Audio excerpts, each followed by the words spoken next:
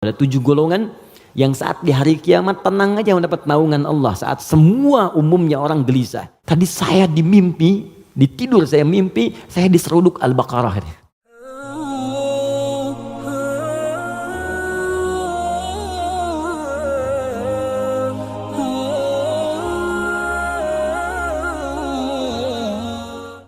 Al-Fatihah itu satu surat yang sangat istimewa di dalam Al-Quran.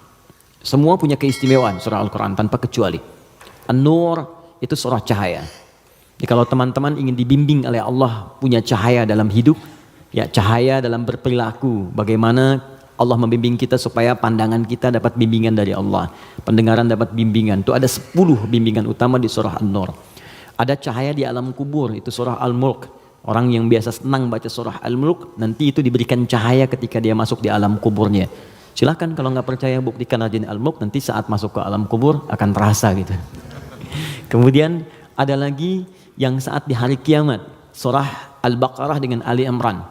Al-Baqarah Ali Imran itu spesial, dia bisa jadi pelindung saat ketegangan hisab. Ada yang suasana tegang, orang udah nggak peduli, yang penting pengen dihisab aja. Ya, nanti ada 7 golongan santai aja, tapi di tenda besar.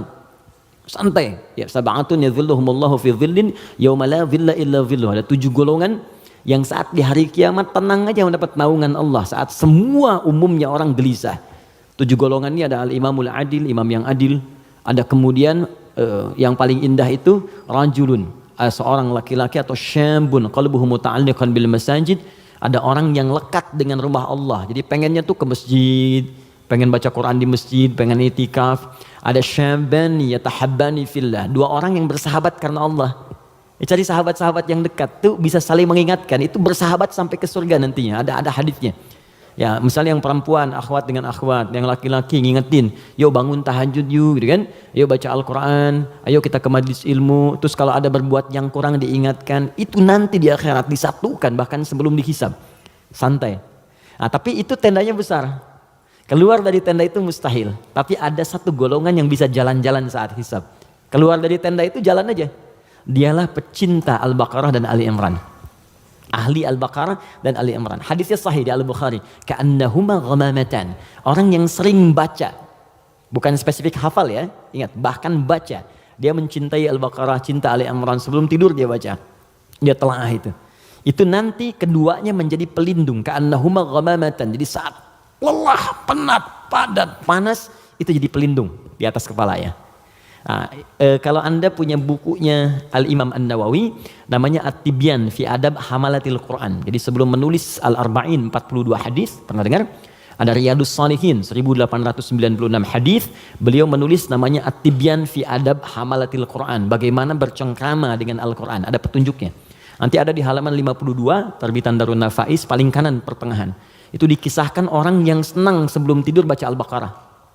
Saking senangnya di kebiasaan. Dan itu saking dekatnya dengan surat itu, dia tertidur satu masa, belum sempat baca Al-Baqarah. Tiba-tiba dalam tidurnya kaget, dia bangun mimpi, terus tangannya tersenggol kawannya. Kawannya kaget, bangun juga, dia tanya, "Mas Bika, kenapa kamu begini?" Kata kawan yang tadi, "Wallahi ra'aitul fil manam laqad natahatnil Baqarah." Tadi saya di mimpi, di tidur saya mimpi, saya diseruduk Al-Baqarah. Al-Baqarah kan sapi betina gitu kan. Nah, diseruduk, bangun, kamu belum baca saya gitu. Nah, itu sampai begitunya gitu ya.